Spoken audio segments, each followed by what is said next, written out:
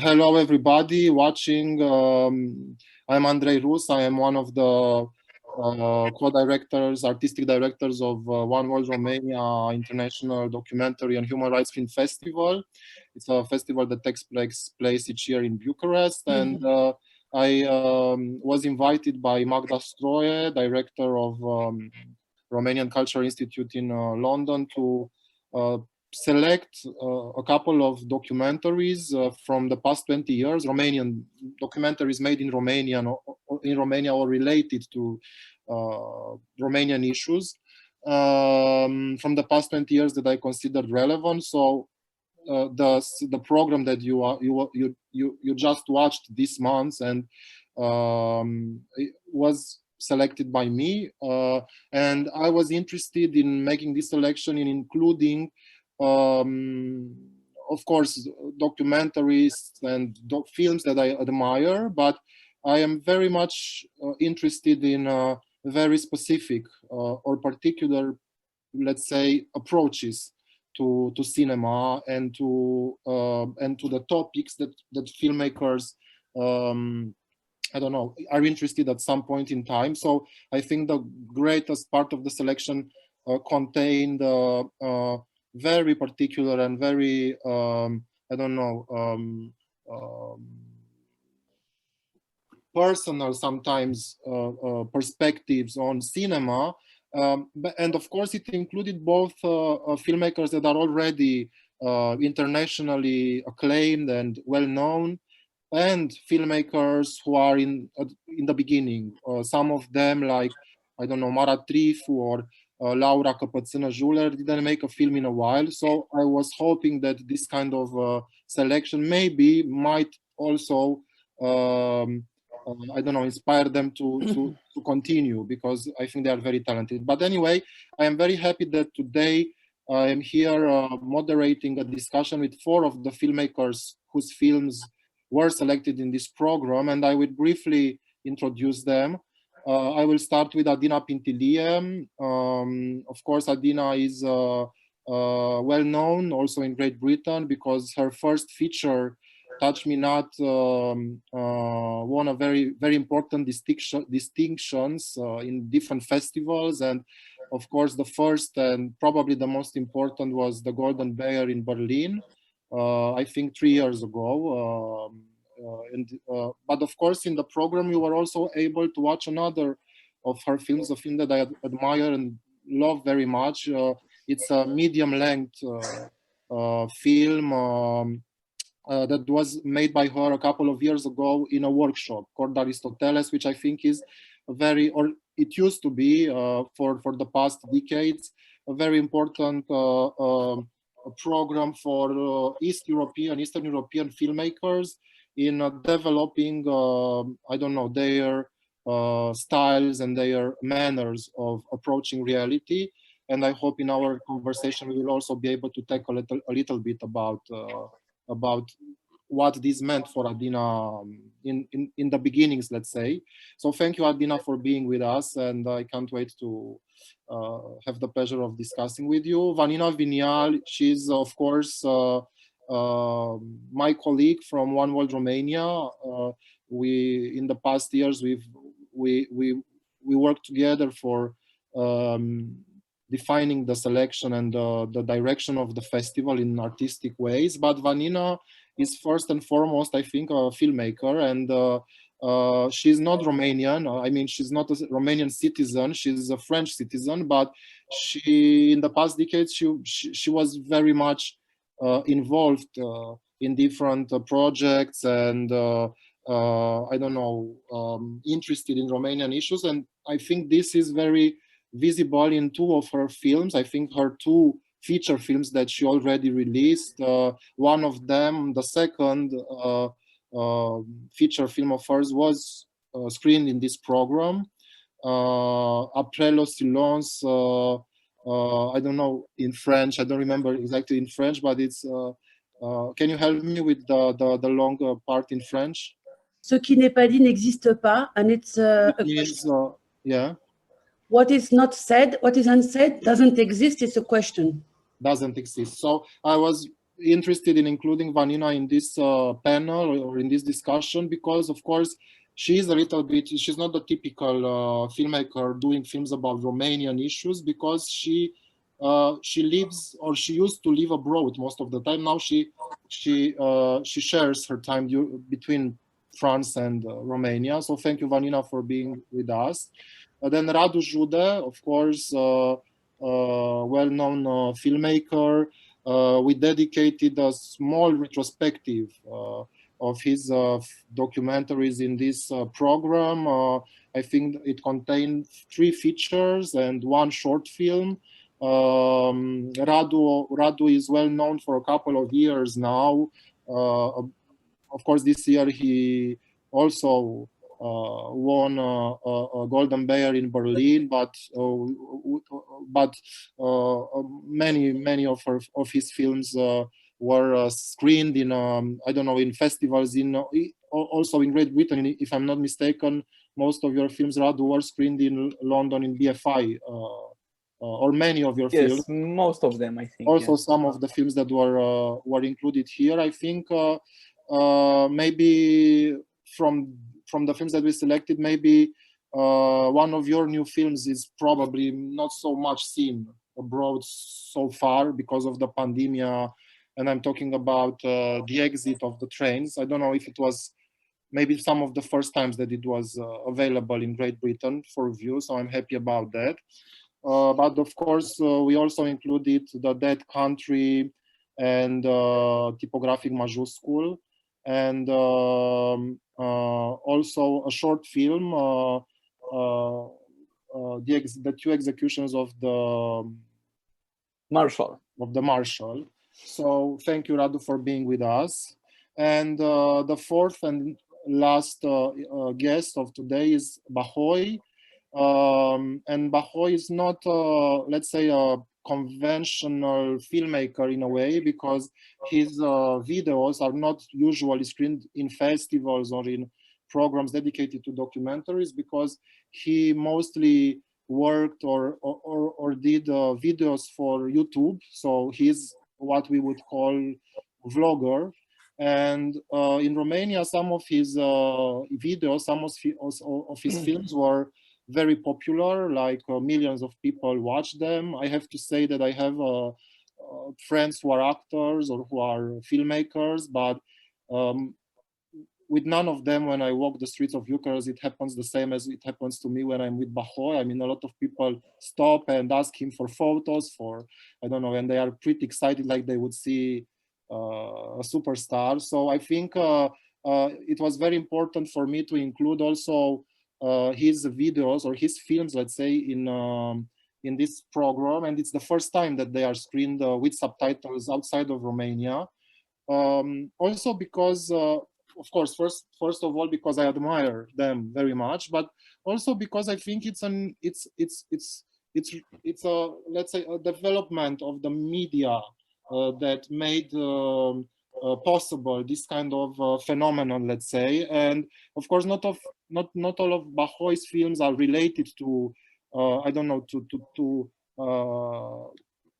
treating reality, because he also many times he films himself and while doing freestyle or while talking to the camera, like in a more usual or conventional vlogging tradition. But I selected in this festival some of the films in which he treats a very specific reality of his hometown, a small village near Constanța, and I think with a lot of warmth and humor. But we will have time to discuss this more. So thank you, Bahoi, for being with us. So what I would propose that I start a little bit by talking with each of you about the films that we screened in the program, and I will start with with Adina, like in the order that I introduced you, if it's okay for you. So Adina, I would like I'm sure that Touch Me Not, which is the last film screened in this program, and I think it's the only film that will be screened in a cinema, so it will have a physical screening, not online screening. It's more known, well known, maybe in Great Britain, but I'm not sure about Nu te supăra dar, about what is the English official title? Don't Get Me Wrong. Don't Get Me Wrong, which is a film that you did, or you developed in this program in Aristoteles that I was introducing briefly before. But before that, you are also a student in the UNATC, in the Film University of Bucharest.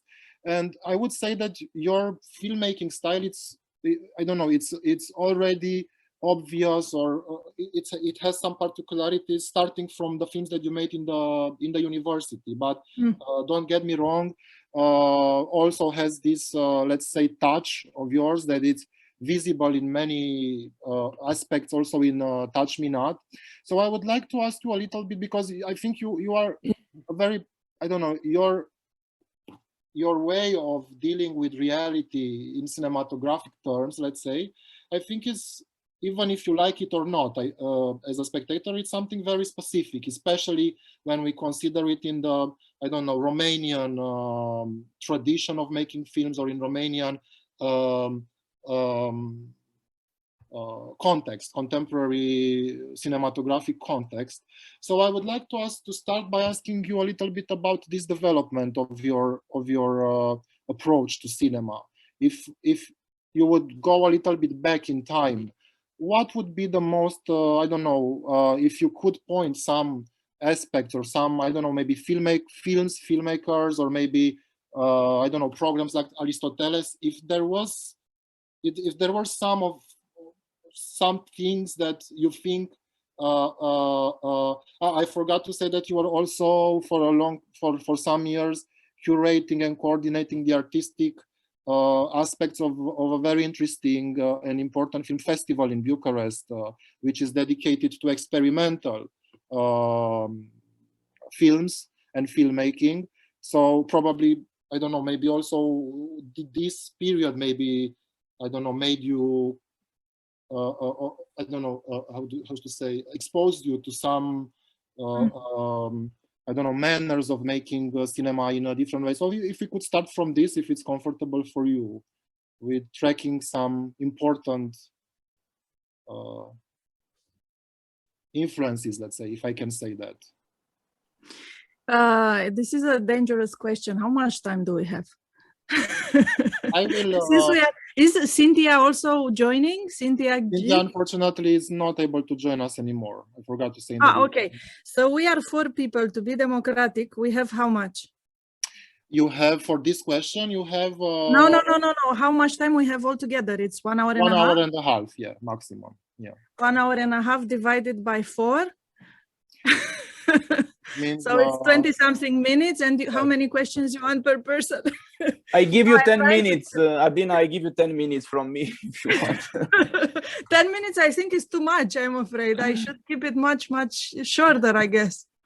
Now, I mean, I'm trying to figure out now, first of all, I was intrigued by your decision to introduce Touch Me Not in a documentary program, because, you know, our extensive debates on, I mean, I'm usually resistant to put any label on what I am trying to do. But I guess since I'm working with reality, sometimes with the so-called tools of fiction, I mean, I'm resistant to the label of documentary, but I understand why you introduced it here. And I think introducing a film like this in a documentary program raises interesting questions, which are exactly the key questions that I struggled with along this, let's call it development or search for language, because since as you know, the Romanian Film School has quite a traditional approach to what filmmaking is. And it has been quite a challenge to find, you know, to really legitimize, not to find my voice, to basically legitimize my approach in this landscape. And I am thinking, like, to stick to 7 minutes, I'm thinking maybe what could be also interesting for the younger colleagues, or for the students that I'm working with now, because you got me in this moment when I supposedly started to teach, but I have a huge resistance to the notion of me teaching someone else something, because I think it's such an arrogant position. But then I thought, okay, I can share experience. So if I look at teaching as shared experience, I can do that. So maybe the steps that I've been through can be inspiring and can give some courage to my younger colleagues. So it's basically, I come from a classical fiction background, and I just couldn't, you know, in the film school, Andrei, because you went through the same thing, the obsession about the script, the 3-act structure, the dramaturgy, and in the directing stage of a project is this emphasis on you have to know exactly what you have to do, like a good director, a professional director, always know what he or she has to do, needs to have a plan. You need to, you know, prepare everything in advance carefully, and then you kind of give this sense that you are in control and you know everything, and you execute something that you imagined.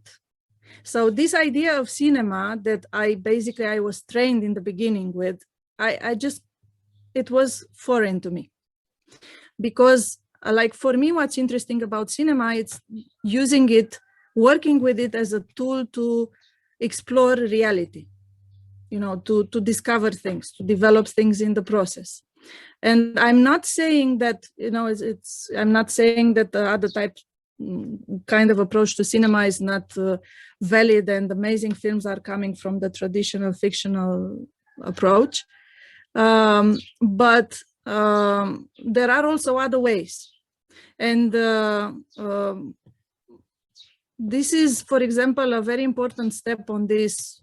I mean, it was the film school, because initially in the film school, I had this military-like training where I was, because you remember that we worked on film, 35 millimeter, 16 millimeter, and we had a very limited amount of film. So by that time, we really needed to know precisely what we are going to shoot, because we didn't have enough material. So it was a good discipline. But afterwards, this discipline became very soon alienating. Luckily, I had some teachers, Radu Jude, who unfortunately died, was very important for me, and also Copel Moscu, and later Laurențiu Damian, who had, you know, like, Gabriel was like, I mean, you want to do a stupid thing. When I was bringing him my proposal, he would have this approach. You want to do something stupid, but do it so you realize it's stupid. So there was a sort of biased freedom that I had.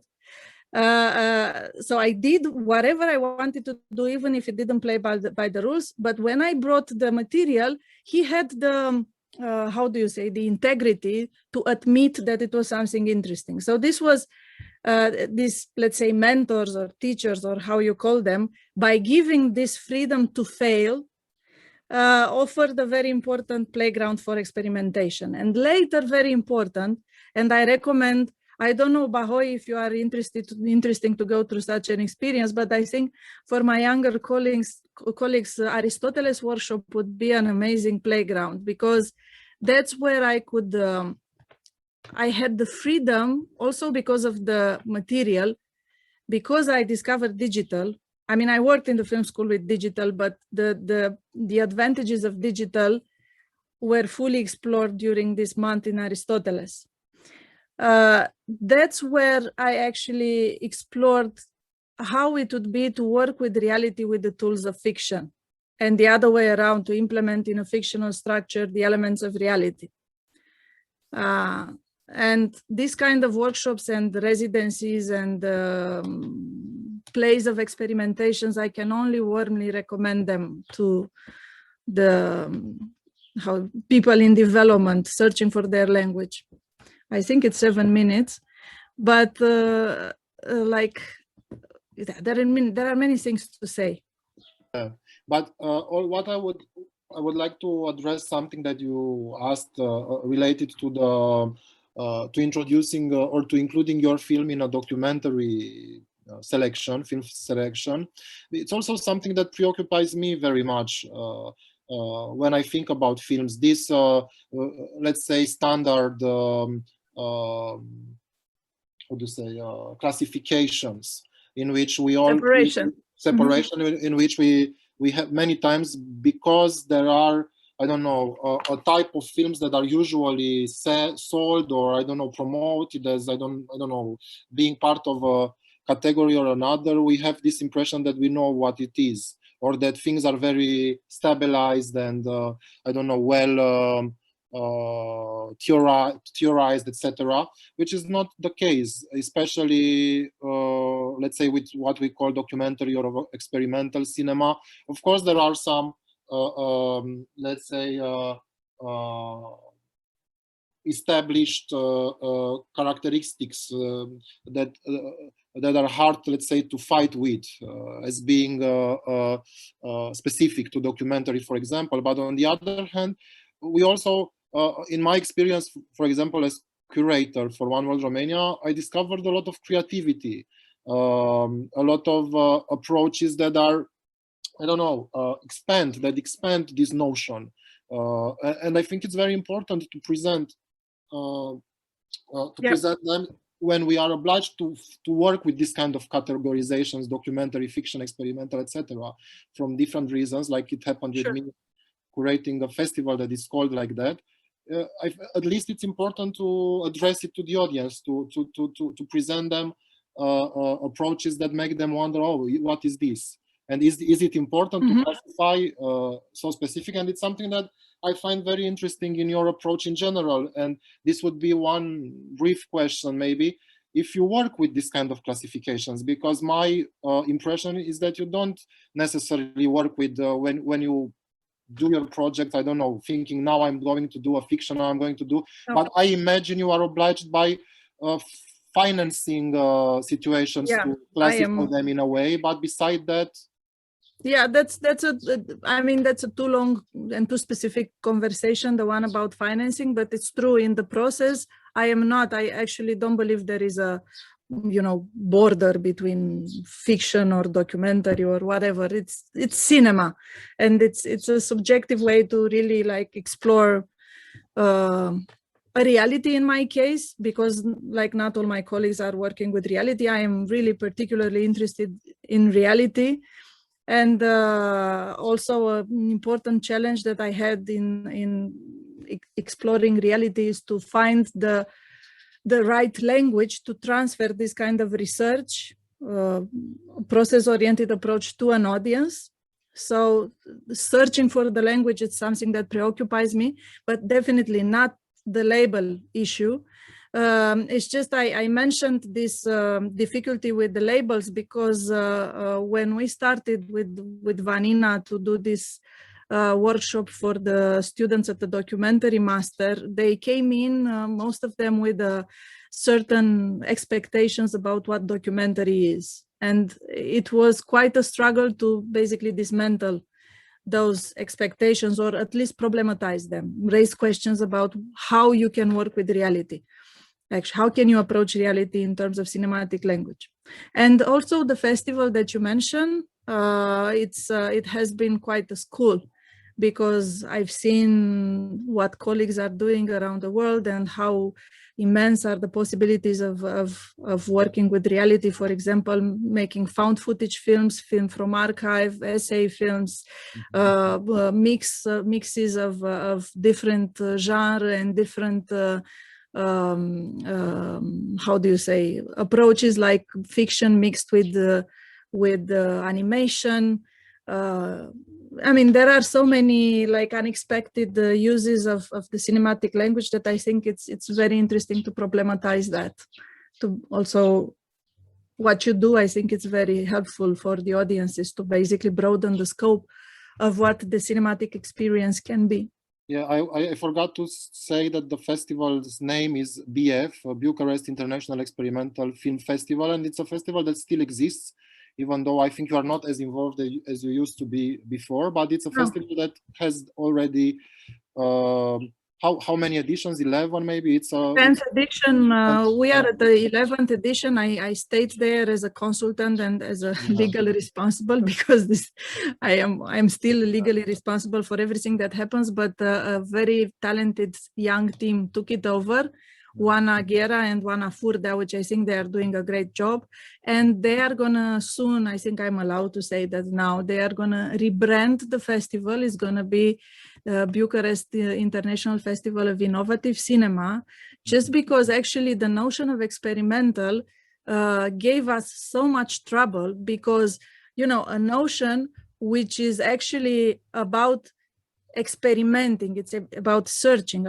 This is a term which speaks about films which are experimenting with the language. Well, this term, it's so much charged by the film history that it's perceived just in a certain way.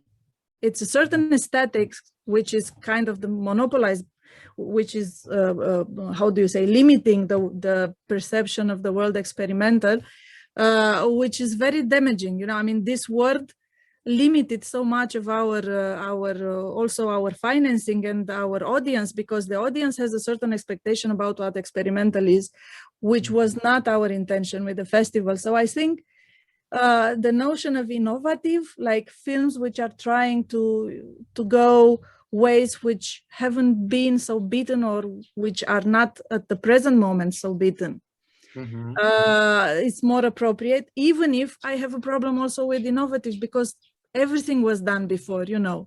It's nothing really new on the planet. There are things which are revisited and reinterpreted, this whole postmodernist landscape with quotations and reappropriations and stuff, which is, I think it's a very healthy process. But I think innovative versus experimental, we go for the first. Yes, Adina, I would have one last question for the moment for you, related to the topic. Don't look at the time. I look at the time. Related to the topics of your films, because I have this impression that you always choose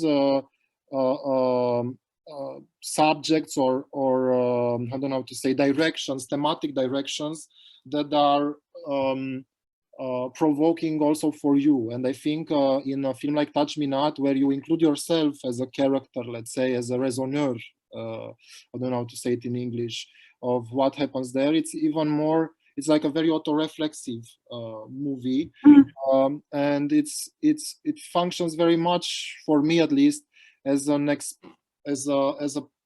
don't know how to say, exposing this preoccupation that you have with tackling, let's say, topics, subjects, characters, situations that make you as a filmmaker, I don't know, find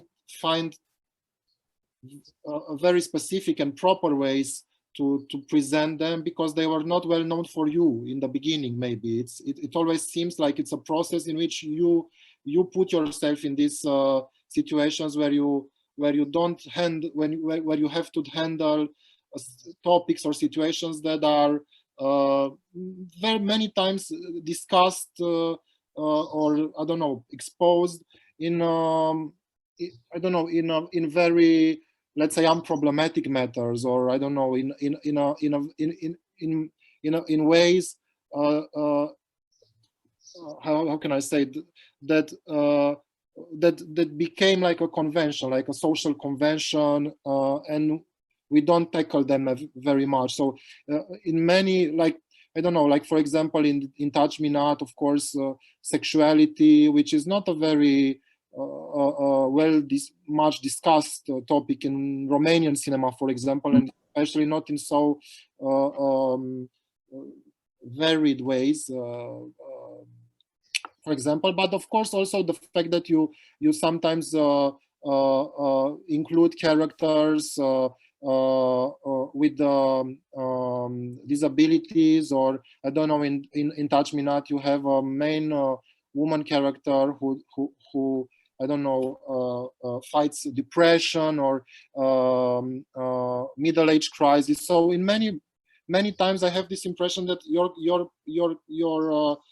films or the topics that you choose or the way you tackle them become very personal in a way, like problems that you feel the need to address in order that you evolve as a person, not only as a, I don't know, not only as a, it's like a fight with obstacles. I don't know how to say.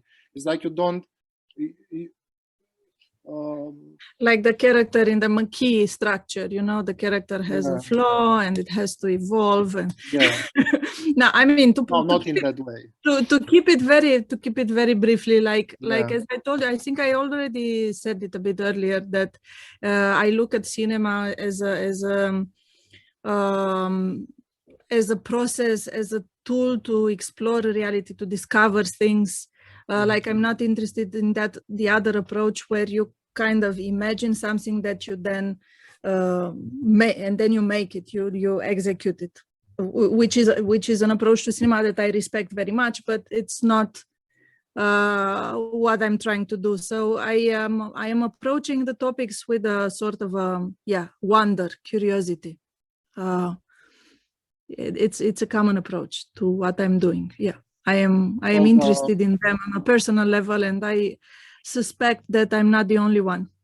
So the fact that you are choosing, because I will pass now to Vanina, which doesn't choose, let's say, this kind of topics, very, I don't know, I would not say taboo, but you know what I mean, like situations or challenging also for the audience. This is like not something that, because what you are describing, it would be, I don't know, somehow it could be related to any kind of topic, this kind of exploring reality, not thinking about it. Yeah, there are topics which are definitely challenging for me, like, so it's coming. This is important for you to have challenge. Yes, I mean, always, I mean, we have our life, it's so short, and filmmaking requires so much energy. And yes, I put energy, like creative energy, in things that are of huge interest. I think we have a problem with connection, or just me? Everybody, you have a huge what? Adina? I think you had a connection problem. Am I? Yes. Did I? Yes. Do you hear me? Please repeat, yeah. Do you hear me? Yes. To repeat what? The last sentence. So you didn't hear.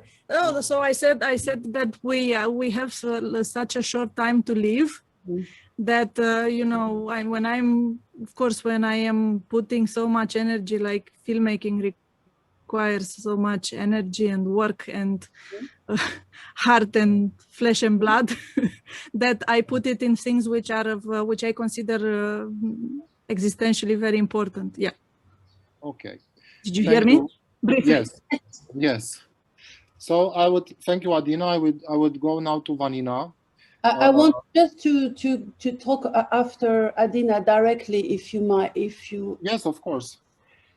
I mean, I could say exactly the same thing. I mean, we have such a short time that I explore only things that are extremely important to me, even though maybe it's not as obvious when you see the films, because until now I have hidden myself behind people I have filmed, you know, so behind Stella, behind Joanna and the woman of her family for the film that is screened in this festival, After the Silence. But it's only personal issues, you know. And in my next films, it will be more obvious that I have been digging in a direction that is actually always the same. And now I will put myself a bit more in front in my next films. But we agree with Adina, and I think with lots of people. How can you work? You work with your flesh, with yourself. I mean, I I don't see how you can work else. I mean, yes, maybe there are people who are not working like that. We will see with Radu later. But no, but you know, you speak with, I mean, I have the, for me anyway, it was not at the beginning of my journey as a filmmaker. It was not something that I was conscious of it, but starting to looking back on what I have been already digging and exploring and what I'm intending to explore, I have seen a thread, a red thread. I don't know how to say in English, a common, search. Yeah, but talking about After the Silence, What Remains Unsaid Does Not Exist, the film that was screened in this program in Great Britain,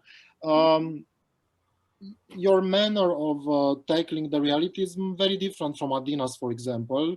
Like in this case, which is a more personal, let's say, approach, because you are narrating personally, I don't know, the reflections on the situation that you present, and you introduce, the film is about a very good friend of yours who is an actress, Ioana Abur, and at some point her child, her Teona, who is also your goddaughter, how do you say it? Goddaughter. Yeah, she's also part of the film. So and the film, of course, discusses the intimate, how do you say, repercussion of the big history. let's say of dictatorship, like the communist dictatorship, and of course your reflection and the way you conduct the discussion with Ioana and with Teona go very much in this direction. So I imagine, compared with Adina, for example, in your case, since the beginning you are more focused on a certain direction, let's say, in which you want to conduct the structure, the narrative structure. Can you talk a little bit about this? Because this is I don't know, this is more like in a way an essay kind of structuring, in a way, I think. For example, in this case, you know, in the case of Après los Silons, of course, when you started doing these interviews with Ioana, I imagine you already had a very clear structure, or not? No, at all. No. The film at the beginning was about 4 women in Bucharest. It was with her other grandmother, and it was not at all about her grandfather of the other side of the family, because I was doing with the grandmother on her father's side, and actually the film is with the woman and the dead grandfather on the mother's side, and the one who went to Canal. So at all, it was another film. I understood that the film will be the film you have seen, that I have edited after 6 years. So it was a very, very, very long process.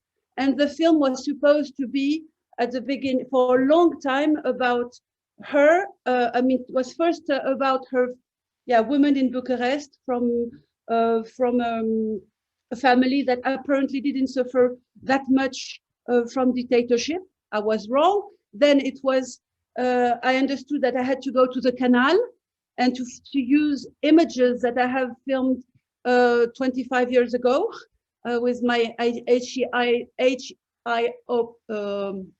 camera.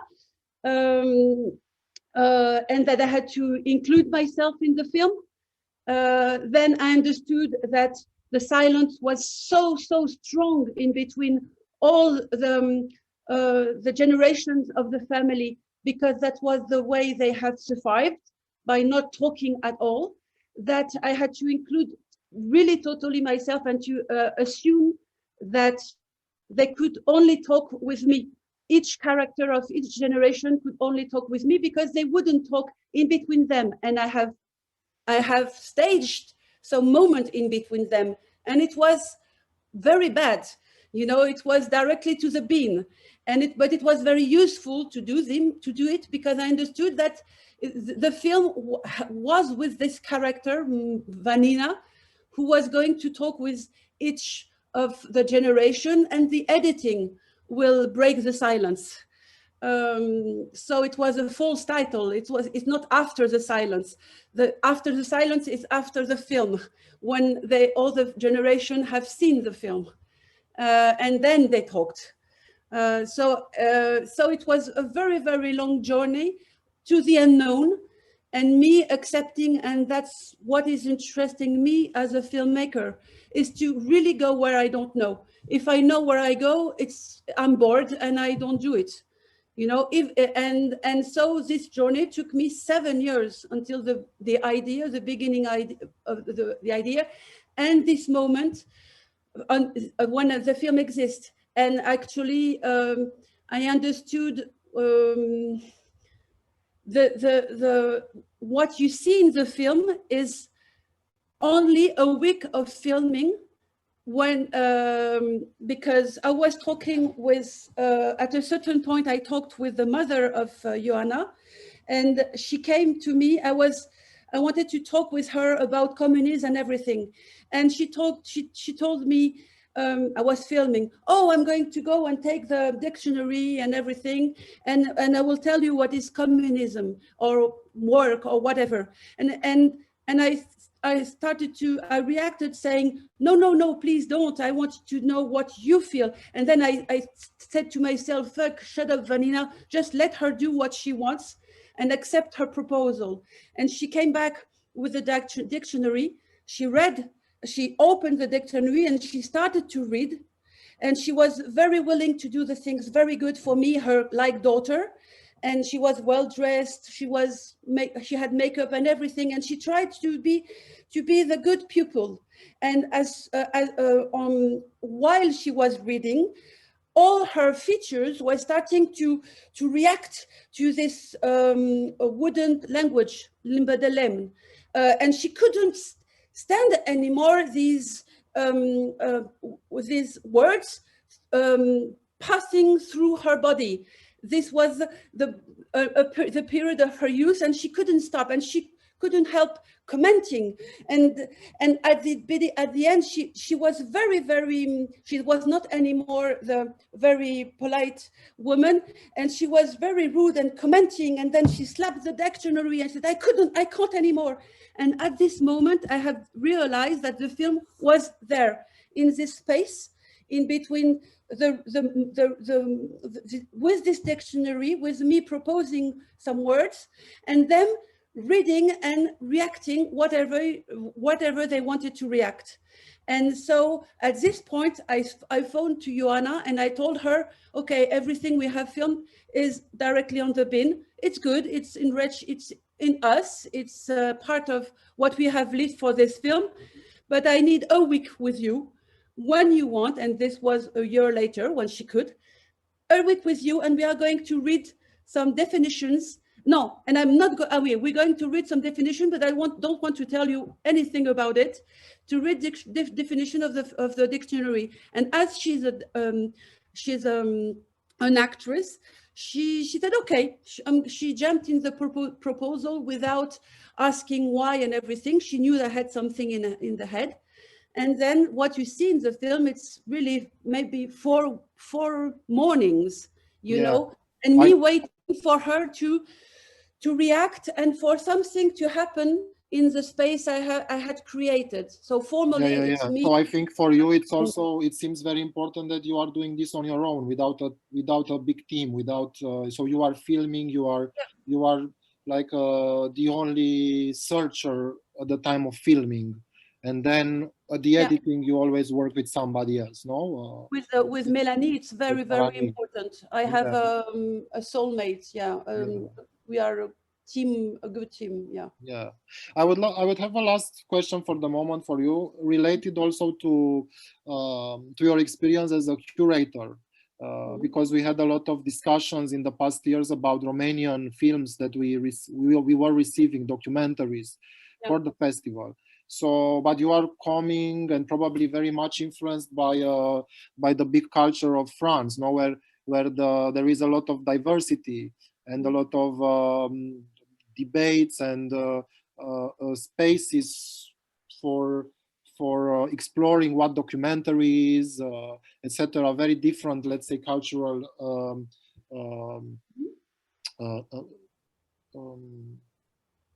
state, let's say, I don't know, yeah, then here.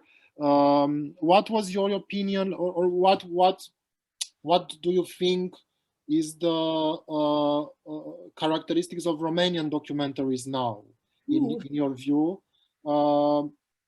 Yeah. It's very hard to answer to this. What I can say is that my aim by accepting to working with you in this festival, doing something I have never done, yes, I did it a bit, but not as much, is that I was conscious that there was not a lot of opportunities for Romanian people and, let's say, Romanian filmmakers, young filmmakers, to see something else than HBO. I generalize now, but television or sometimes, yeah, let's say HBO films, you know, to summarize. And so it was very important to me, with one word, Romania, to offer a very big diversity of way of doing, and to make the people meet filmmakers who are really inventing, who are really searching, who are not finding solutions, good solutions, who are very boring, but really listening to the material they are collecting, or and going really to the unknown. And it's a bit what Adina has done in her festival, obviously. But there are never too many festivals, and so. And why was I finding this? I mean, I wouldn't have accepted to do this work in France, for instance, because in France there are really a lot of opportunities to have a wide, to see a wide palette of very different ways of making films. And here it's not the case. And I can see this in the films we have received from the Romanian people. I won't say much more because it won't be nice, but it was really not always very. It was no. Yes. No, there is. I think what you are saying is that there is a certain kind of conformism, no, in the way they tackle topics and the way they use cinematographic tools to tackle them. And maybe this is also something to do maybe with a certain lack of, or traditional lack of discussing a lot about documentaries, at least in the past decades, compared to fiction films. And for instance, talking about the workshop we did with Adina, it was very, very interesting to see. There was very few of them, even though there were students. And I don't know, when you are students, you are. I mean, in my perspective, you are more free. You have less fences, and you are willing to explore. And it was not the case, apart from some. I mean, lots of, let's say, too much of them were trying to find good solutions and to have a good object, and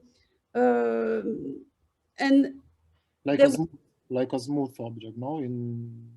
yes, something appealing, and that they would think that people would be interested by, but without really looking at what they want, without taking the time to think at what they want, without taking the time to go explore, confront to reality, decide that maybe their first idea was not a good idea, or it was a good idea because just to understand that actually the path was on that direction, and it's okay, and to really grow in a way, to grow with what they discover.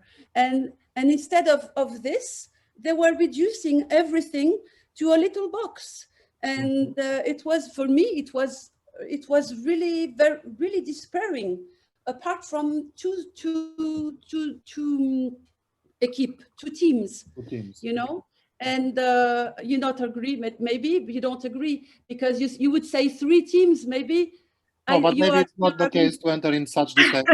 No, I think it's, you know, I think each of them had their own journey of there was some opening up in each team, or let's say almost all of them. But yes, like some of them went further in terms of courage, like taking some risks, definitely. But that's what that's what I have seen in the films. Also, we have received as selector for One Word Romania, you know. Yeah, but maybe this also has to do, and thank you, Vanina, I would like to go to Radu now.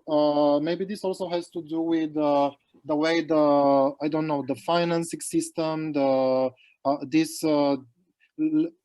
going back to this lack of serious discussions or debates about what documentary is, or not total lack, but it's not like traditionally after the revolution a very much discussed, if you think about, or much shown, let's say in more generalistic festivals.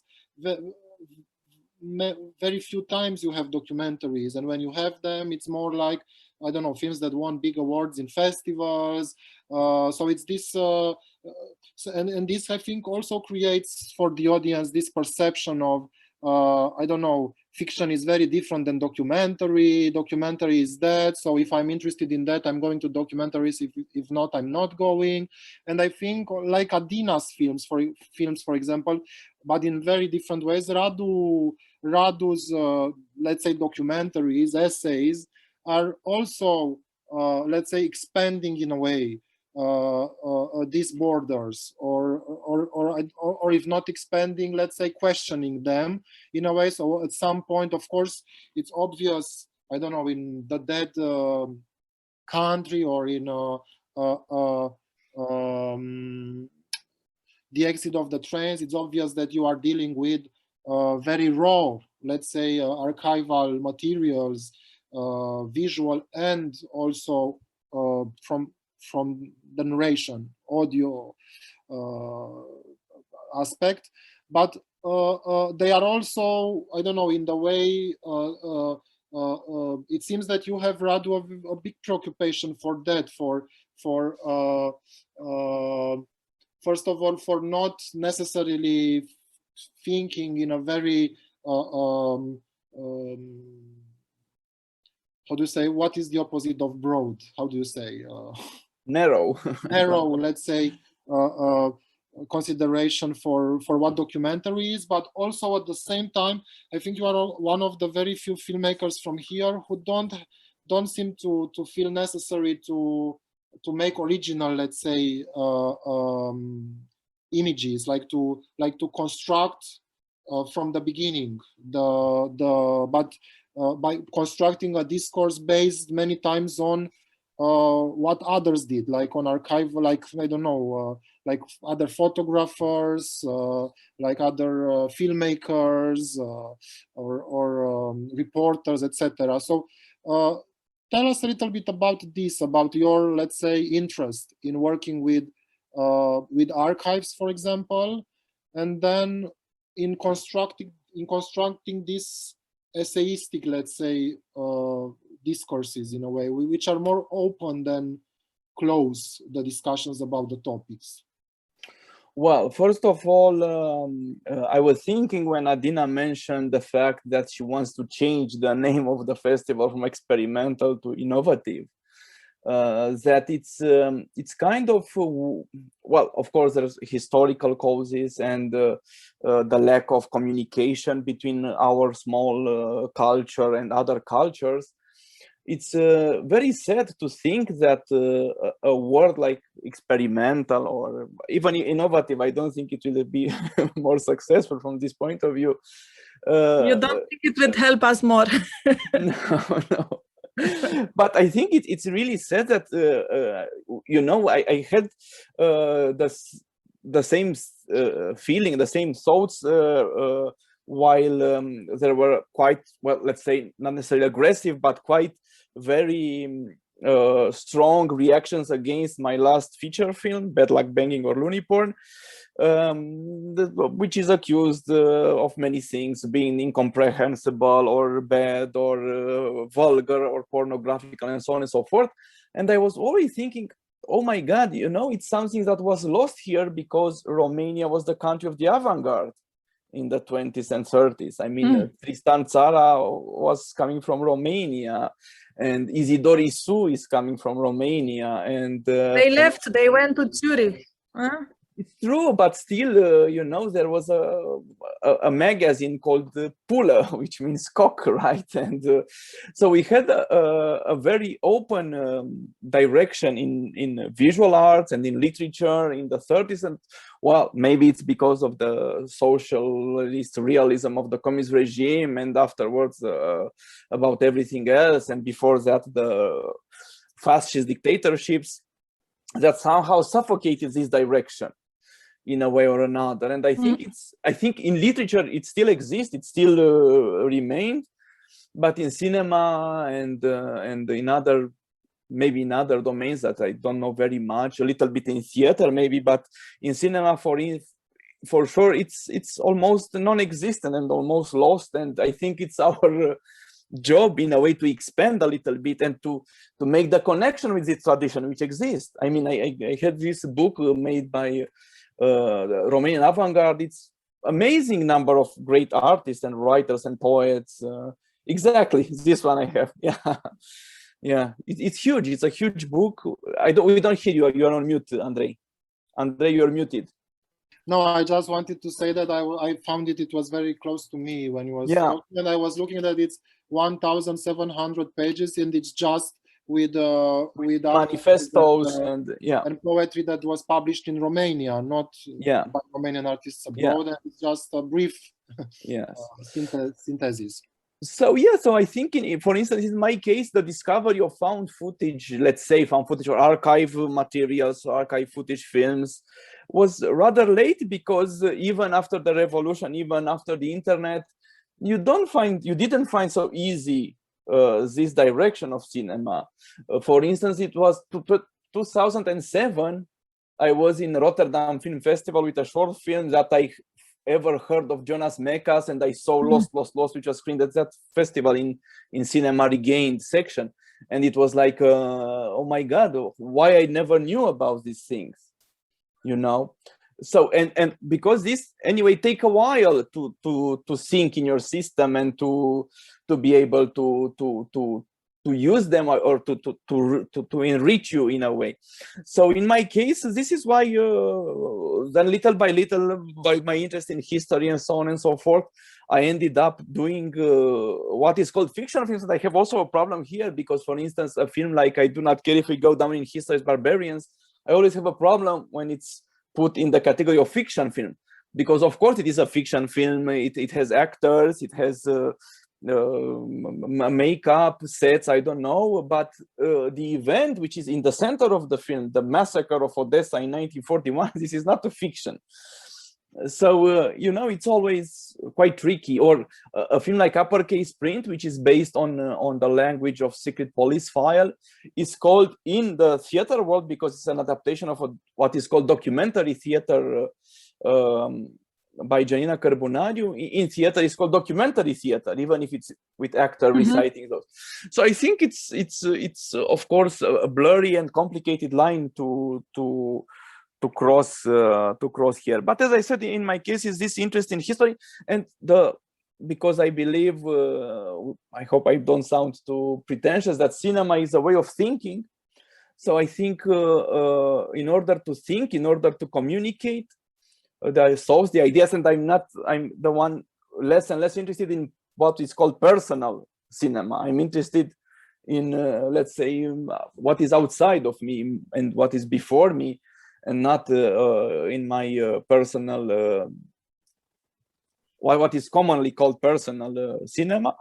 But I think that in my case, whenever I started actually with Aferim to think about how representation process, how complicated it is, especially when it comes to history, but of course in everything else, I discovered that you need a form. That cinema, you need a form in order you have to find a form, or I have to find a form, because I don't have a style that it's, let's say, like a filmmaker like Eric Romer or like Frederick Wiseman, that they have a method, and then based on this method you can make 10 or 100 films or whatever.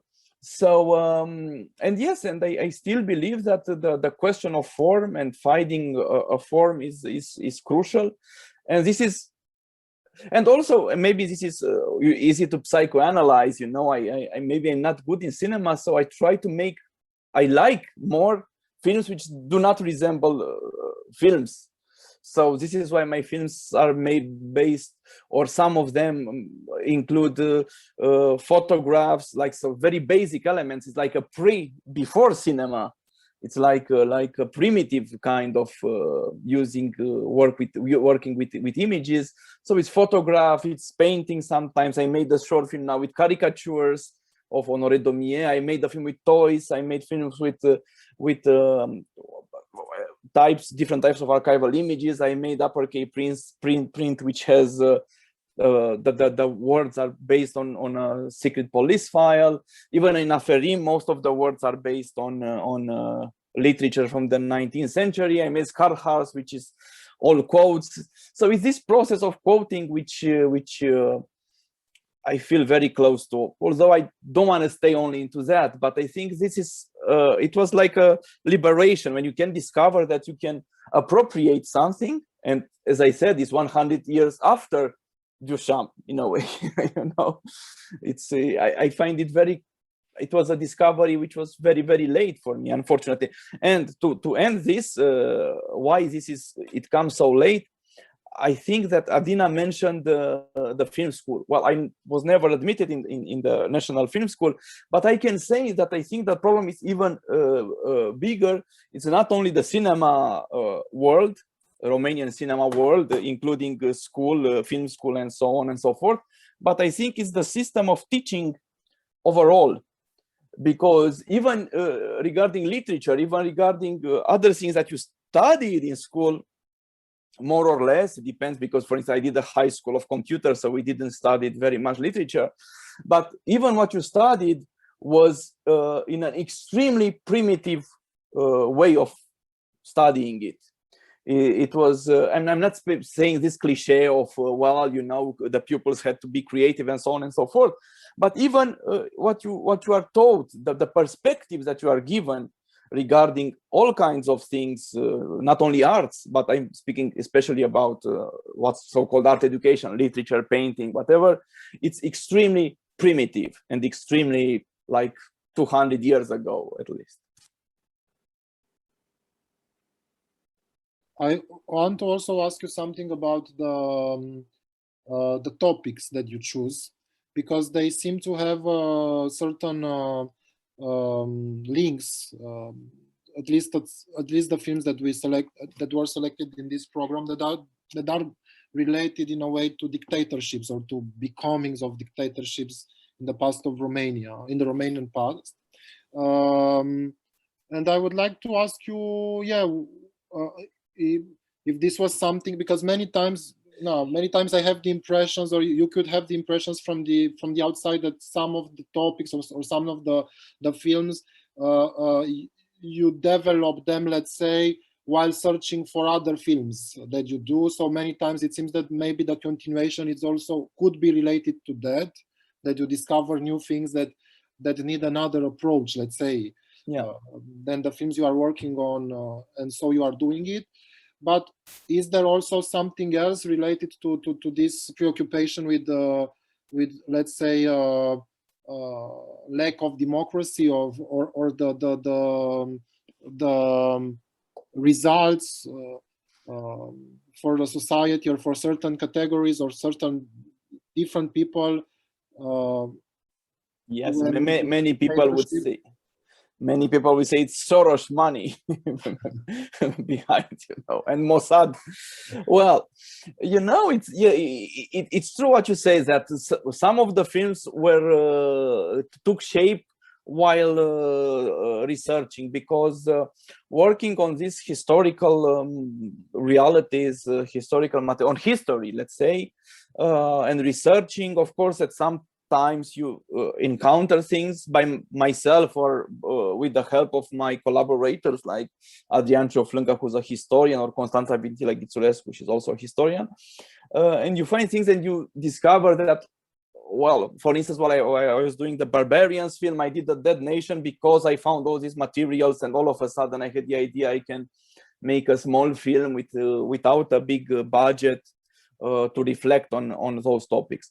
And something else, you asked me if there is, apart from my interest in this topic, I think it's the fact that, without trying to differentiate myself, or I don't know, I think it's the fact that in the new Romanian cinema, but also in the cinema of the 90s, and of course what was before, no necessary to mention that, I think a certain past and a certain connection between some problems of the present with this forgotten past and hidden past and discrete past, like the fascist past of Romania, or the different types of fascisms of Romania, and their strong connections with the present. These topics are not touched by most of the Romanian filmmakers, which, well, they make wonderful films, great films, which sometimes are about, they are, let's say, more metaphysical, or maybe social sometimes, or psychological, which is, I think, great. But I'm not able to, not only am I not able to do this kind of things, but I see the world, I'm more interested in history than in metaphysics, and I'm more interested in politics, let's say, than in psychology. Politics in a very broad sense. So I think I felt, well, not like a duty, because of course it would be too much, but I said, well, if nobody makes a film about Marshal Antonescu's time, I should do it because I'm interested, and nobody else would do it. Or a film about the slavery of the Gypsies' time, which is, I think, one of the roots, if not the main root of the racism of today and of the problems of integration of the Roma population. So I think it's also this, because probably if they would have been, when I made these films, people attacked them saying, oh, another film about Holocaust, but there are so many of them. And I said, oh, where are them? Let's say they would say Schindler's List, or I don't know. I said, yeah, but these are about other topics. It's not about the Romanian involvement into that. So I think it's that. I think it's we should, as filmmakers, cover the well, not as a programmatical thing, but when you see a film like the last film of Adina, although it's not completely what we can call a Romanian film, but it's really, I think, important, even if you appreciate the film or not, I'm not speaking about this, is the fact that she has in front of the camera another type of characters, of realities, of people that you never saw before in a film from Romania, you see. I think that's important for me, and I think now, to be honest, that this can happen, well, in different ways. It's I really appreciated the film like Acasă, My Home, I think is the English title, because somebody made a film about a reality that I didn't know it before. And I really appreciate the films of Bahoi, which I know them since 2008. I'm sure, I remember, I think the first one I saw Bahoi stealing the queens or something like that, I don't know. Because it's somebody that makes a film about a reality, and in a way, and with a courage that you don't see in others in Romania. So Well, I think this is what I what I believe. Before going to Bahoi and talking with him about his videos, about his films, I just want to ask you briefly something else about what you were describing already about the sources, the visual sources of the films, because many times you use archives or photos that are not well known, or sometimes they are not even, that they were not made with an artistic purpose, like for example the photos from exit of the trains. Some of them, I think they are from different sources, but also from official dossier, how do you say, official files. In uppercut print you have a lot of footage from different kinds of from national television, from TV shows, which were not necessarily, considered art or discussed as art. And even in your new film, in Bad Luck, Banging, or Looney Porn, in the middle part of it, where you have a lot of videos from YouTube or from, I don't know, from the internet, which you recontextualize. So you seem to have a lot of attention to what we called popular, or for one side, what we call popular culture in a way, but also for recontextualizing, I don't know, this kind of official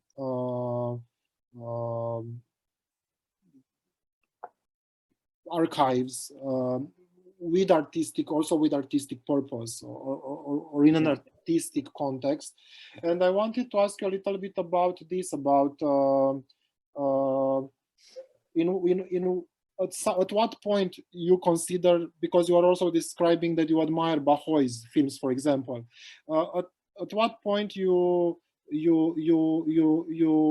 think that on sources like YouTube or TikTok, I don't know, there are a lot of nowadays there are a lot of mediums for putting very I don't know, raw, let's say, videos by different people. They are art, or they could be art without recontextualizing them in a film. Well, I think it's of course it's maybe the most crucial question for us, and I'm still under the influence of a great book I read, which was translated in Romanian 15 years ago. It's called Kant After Duchamp, by a Belgian historian of art called Thierry Dodouve. And he speaks a lot about the revolution in thinking that Duchamp's ready-made in the history of art, in the philosophy of representation and of what art is, with his simple putting objects in an exhibition and saying this is art, But apart from that, I have a more simple approach for me, because, well, I'm speaking about cinema, not about art in general. For me, cinema, because as I said, is a way of thinking. For me, cinema is everywhere, and I don't make this distinction. Of course, I can see a film, a fiction film with the eye fit for that, and I can see a YouTube material with another eye, and I can see a photographs from another point of view. But for me, because I'm making cinema and I'm interested in cinema, everything becomes cinema. And to give the best example for that, I think I just read a book about Eisenstein. And Eisenstein used to have his bookshelves organized, not like we would organize the bookshelf, by alphabetical order of the authors or of the books, or by topics like, I don't know, literature or mathematics, history, I don't know. He made he had the library or the bookshelves organized on montage principles. So he would have a book of Ulysses close to Alice in Wonderland, and he would have a book of Napoleon, a biography of Napoleon, close to a book about anomalies in biology, this kind of thing. So I think it's it really is important that this way of thinking, if you think, let's say, about cinema and thinking about cinema as a way of reflecting about the world, can be in anything. and it can be in how you put two photographs together, how you can see a advertisement of the street on the street, or how can you see a YouTube video or a TikTok video or a soap opera on television or the news or whatever it is. So I don't make, from this point of view, any differentiation between them. I think Adina lost the connection. I was looking at that, but let's hope. Or she got bored by my endless discussion. No, thank you, because I really wanted to go to Bahoi, who is the first time, I think, in this kind of a panel with, let's say, recognized filmmakers who I don't know, whose films were selected in festivals, and whose the formats that your films are in, you know, resemble the kind of formats that nowadays most of the festivals seem to associate with documentary, and I don't know, in different ways, but from one way or the other, not many times the kind of films that Bahoi does are included or seem to be included together with other types of documentaries. Bahoi, are you with me? Do you hear me? Yes. You open your microphone, please, so that we can discuss. So thank you. Yes. Now it's good. It's good. So thank you, first of all, for being with us today. Your videos, your films are very different from many perspectives. If we start from a financial, let's say, perspective, they are very different because they are made with your phone, with no production costs, by yourself. You are the one who also put them on YouTube in a very short time after you shot them. And what I forgot to say in the beginning of the discussion when I presented all of you is that you are also one of the, let's say, first vloggers, at least in Romania. So your first also there is some noise there, I think. They were also put online in a period where there were not so many. I think you influenced a lot of other vloggers from Romania to do that. So, but of course you are still doing it. You are still filming. You are still putting videos on your channel. So the selection reflects a little bit all the periods, but most of them are from the beginnings of let's say, your vlogging.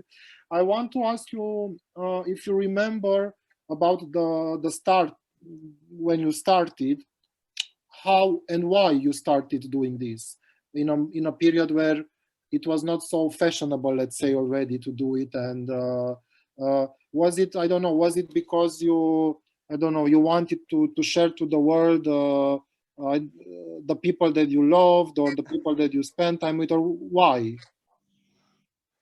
There is no why. În artă nu te justifici.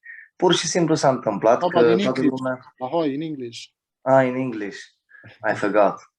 It's because the reason I'm filming is just because how the universe flows. You know, everybody, even as we speak now, it's just, we think we are in control of what we do, but it just happens with the flow of universe and we are just vibrating. And I use Adina's words, we are now alienated. Just talking and talking, it just happens how it happens. And everybody talked, for me it was like this, and I was not connected. I don't know why. So there is no reason why. It's just I wanted to show to the world, how to say, another world that everybody lives in.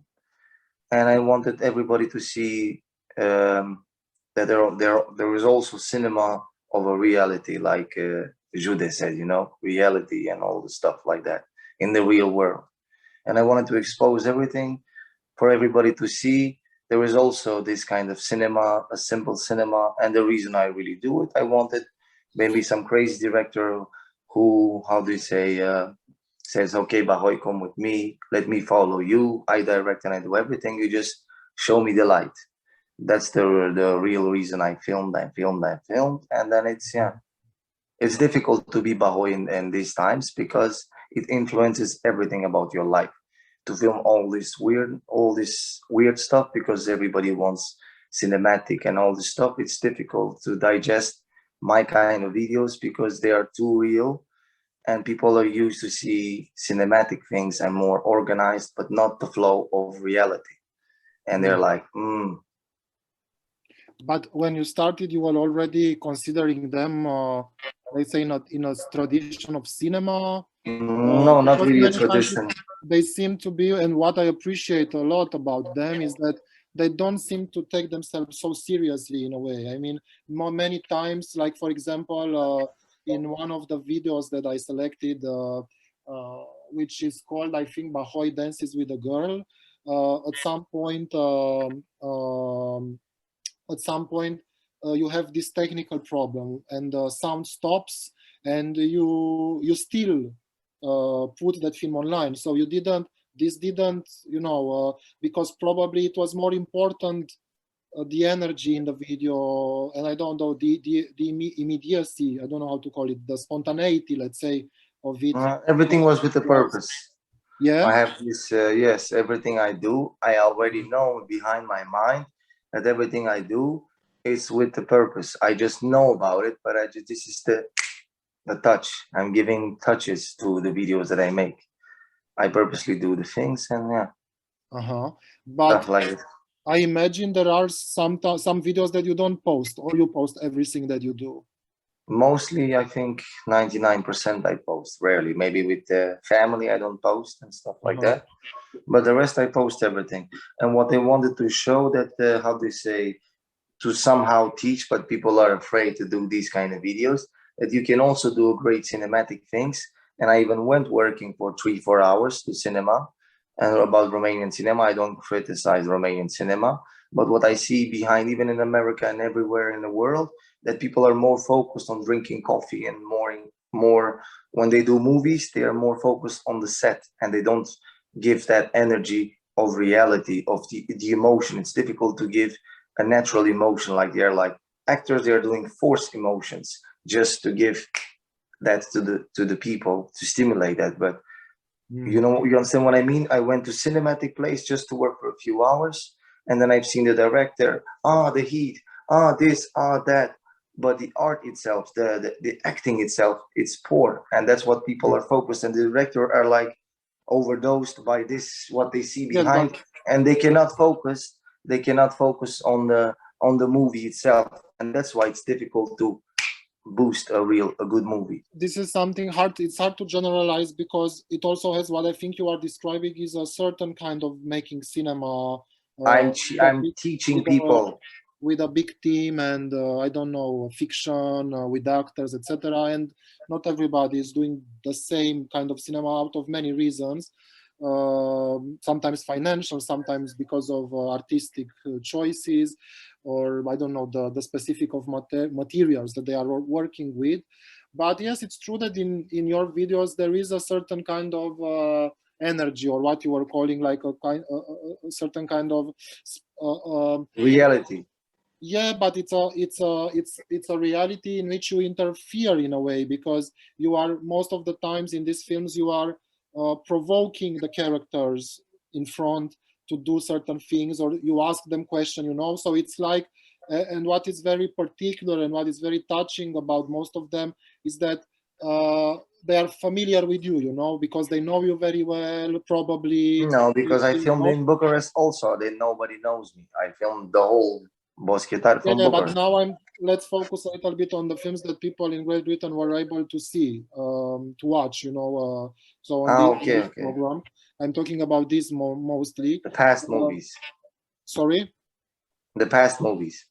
Yeah, but there were also two that were new, but they were also I like what Jude had the courage to do about when he talked about Marshal Antonescu. It's good to expose that, that's a good vision, because he brings back to life the past, and that's a good vision. That's a strong movie about the Nazis and about this Holocaust. It's very important for people to learn Yeah, but you are not doing your films, or you are doing your films also with a social and political purpose. Somehow, yes, because I'm trying to teach people to not avoid this poverty, because people have power to help. You know, like I'm also doing this movie, but maybe some people say, ah, let's help these people. They're poor. Let's do something for them, and also as that, and also for myself to become someone. But it's difficult to become someone, so I just flow with the universe. I just give to the world, because there are many people who tell me they're so happy they're sitting and watching movies, not movies, videos. That's why sometimes I film long movies, and they eat chips and they say, ah, let's me watch Bahoi. Because it's like drama, smile, and trauma. The wisdom of trauma, something like that. This is also something, this is also something particular, I think, about many of your videos, the fact that they are very humorous, I don't know, comical. Yes, humor and drama. Humor and drama. It's a dark humor, but it's a real humor. And this seems to be something important for you to approach this kind of reality that many times it's approached, let's say, from people from the outside of the community. Many times, no, they don't necessarily tackle it in a comical way, or I don't know. Many times it's more like a description of poorness, which you also sometimes do. Like, for example, in this. What I don't know what was the English translation of it, but in Ziua Lumii, the birthday in the day of the world, you have some, and in many videos you have these moments when you show poverty and people are making fun or mocking their own poverty in a way. But I don't know. I would say that the main touch of the films or of the videos, it's more light. It's like you are having fun together about something, about your lives. Why is it important for you to approach it in a humorous way, let's say, or in a more light way? Because sometimes there is a different, how do you say, this like we are living in two different worlds. The educated people are smiling in a way, the poor people are smiling in another way. That's why we make fun, just to de-traumatize ourselves from what we live in, because it's a constant trauma and drama and difficult life, and then we just laugh about ourselves just to be happy.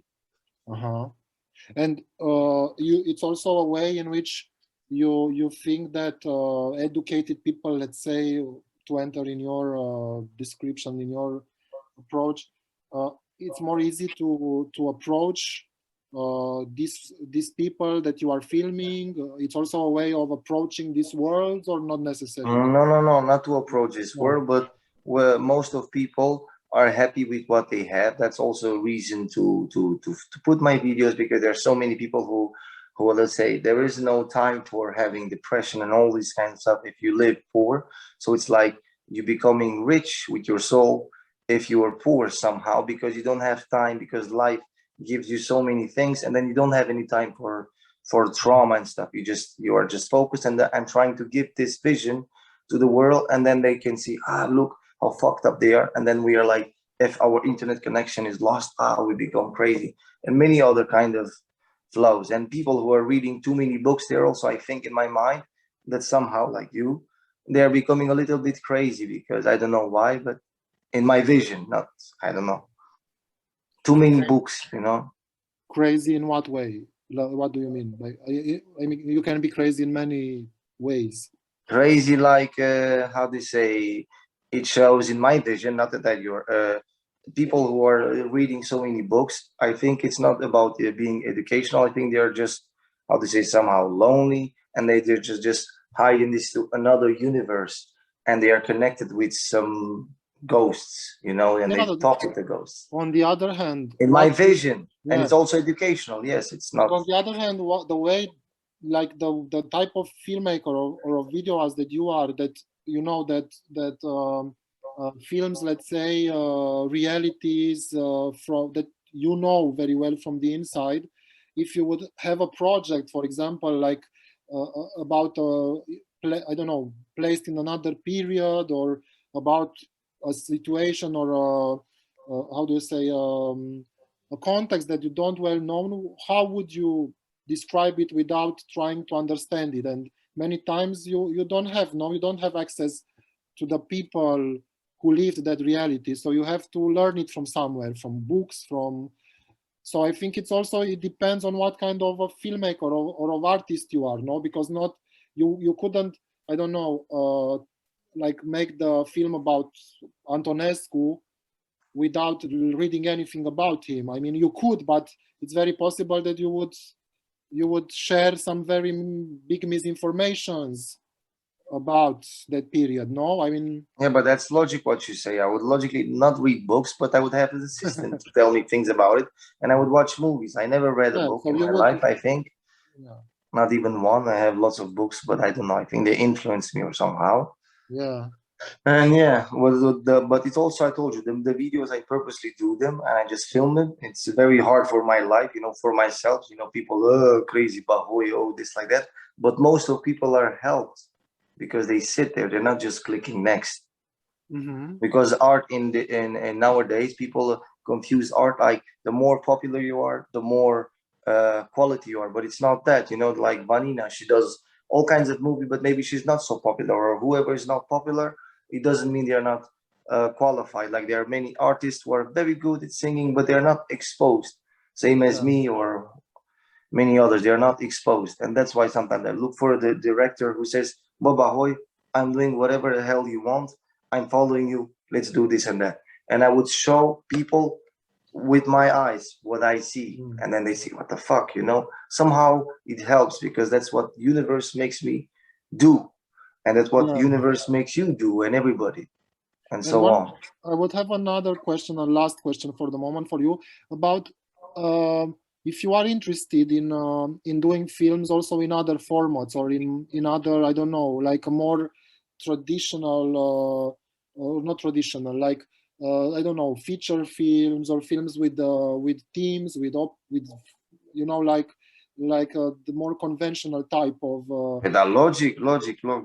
So it's something that it also interests you, but I imagine this is something very hard to do in a context like this. No, when you are. It's not hard. You just need a crazy human being to say, "Oh, Bahoi, hi, let's do it." Like I would say to Adina Pintilie, I would tell her if she is more into science fiction, she should do a Romanian gypsy science fiction movie, which doesn't exist in the whole world. Maybe, I think so. With very poor people, but then it's a very scientific movie. And also Radu Jude with, how do you say, with Marshal Antonescu is very good because it touches, and many gypsies would be connected and they say, it's very nice. How, you know, it's good to teach people history because then you put the racism a little bit down and so on. Well, he did already Aferim, which is related with... Da, Marshal, cum să zic eu, mai stimulent pe viziune. Nu m-am uitat la Aferim, dar m-am auzit de real negru, parcă. So I will translate what you are saying. You said that it should be more stimulant, how do you say, you know, as a vision. So I would love, so Bahoi, thank you very much. I would have one last question for the other guests. Really a last question related somehow with your type of films or with the medium in which you are doing the films. In what way, Vanina, Adina, Radu, you already talked a little bit about this, but maybe you want to develop more. You are interested in other types of formats or mediums, not formats, like not necessarily doing videos for YouTube, but maybe installations or other types of new media. In what way they are an expansion, let's say, or related to cinema, or you consider them to be completely different, I don't know, mediums, and because of that they are maybe made by people with different kinds of interests than yours for the audiovisual medium?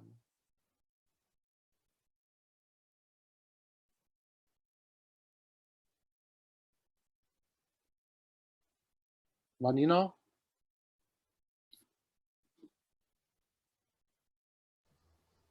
We have lost... I think she has a bad connection. She will come back. She wrote me that she doesn't hear what we are talking for the past 10 minutes, unfortunately. Adina. Okay. So can you repeat? So I was wondering if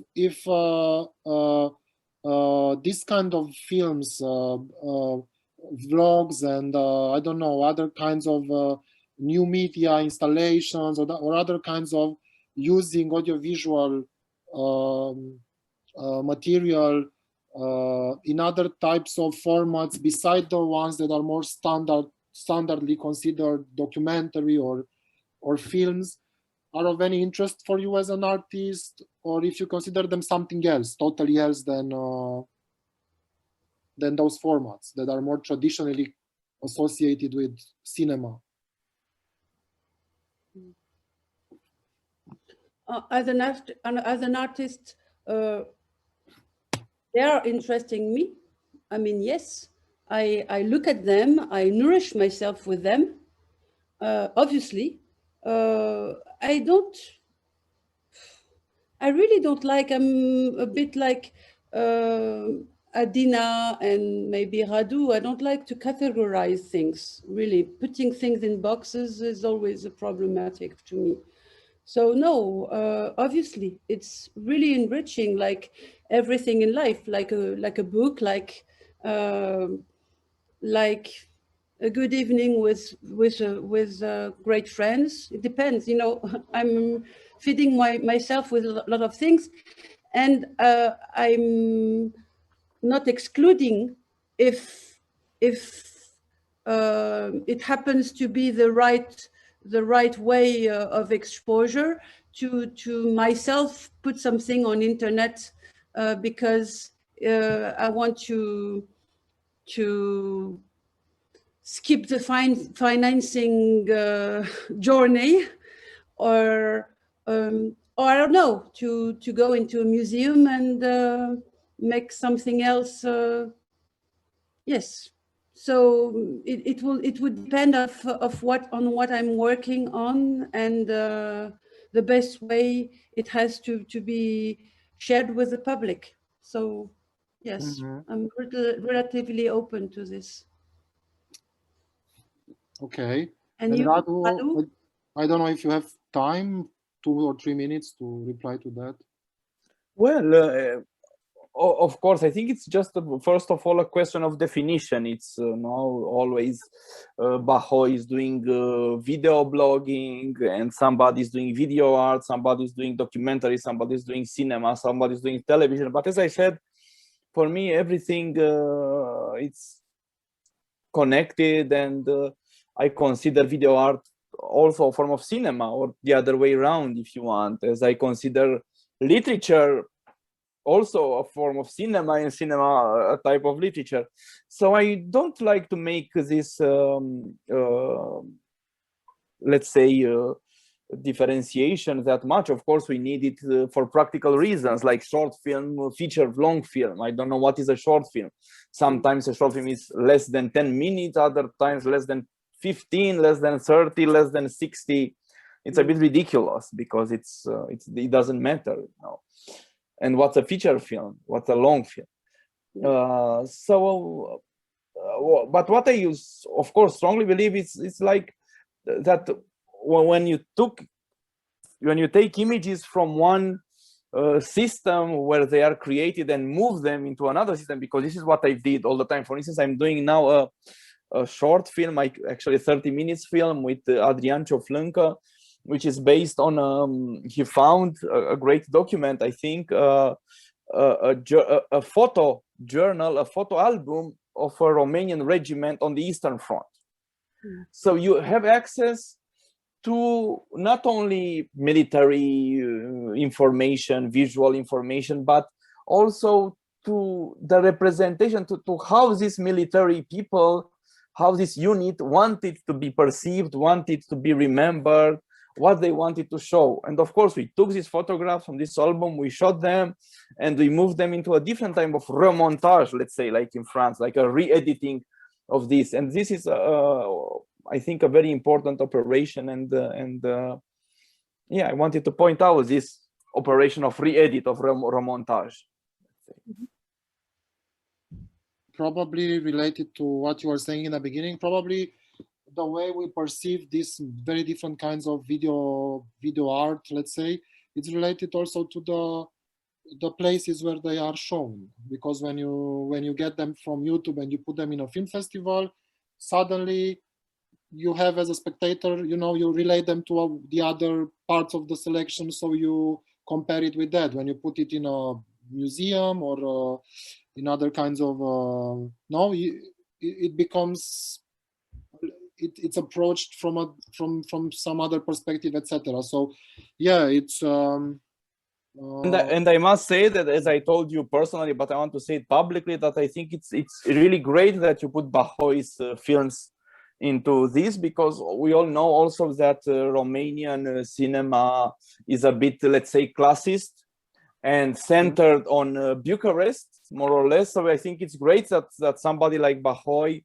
who's from another city and from another, let's say, class, like most of the film world, he's a little bit outside of the film world. I think it's great that he's brought inside and where his place is and should be, I think. So I really think that's a great and very generous and important gesture that you did. Yes, I was a little bit surprised, to be honest, that it's the first time that they are screened with subtitles in a festival, because I don't know, they were very popular, and some of them, they are still very popular, but maybe not for the part of audience that matter for the festivals. I don't know what's the explanation, because as I was saying, some of them have millions of views. When I go with Bahoi on the street, he's really, really shockingly famous for many young people. So yeah, maybe it's also part of the mainstream concept of what should be part of a festival. So for that, I also want to thank, I think we need to stop now. Unfortunately, Adina has a problem with the connection, and I think she will not be able to join us, in time for replying to this question. But yeah, I want to thank very much to all of you for accepting the invitation, this dialogue, and I also want to thank Magda Stroye for inviting me to make this selection, and also for accepting the program without hesitations, because it's not, and it's a problem that I have more and more in my life here in Romania. It's not necessarily a very a program made for wide audiences. So in a way, it contains some very, very particular and, how can I say, yeah, visions, like a very not all the times very easy to relate to if you are not necessarily a cinephile, or you are not interested in cinema. And I think it's important to show also, when we do programs for Romanian cinema, to not be afraid to also show let's say the visionaries, without thinking necessarily about putting some comedies or, I don't know, some more conventional structures and narratives, just out of, I don't know, not trusting these more radical, let's say, approaches. So thank you again, and hope to see you soon, all of you soon. Bye.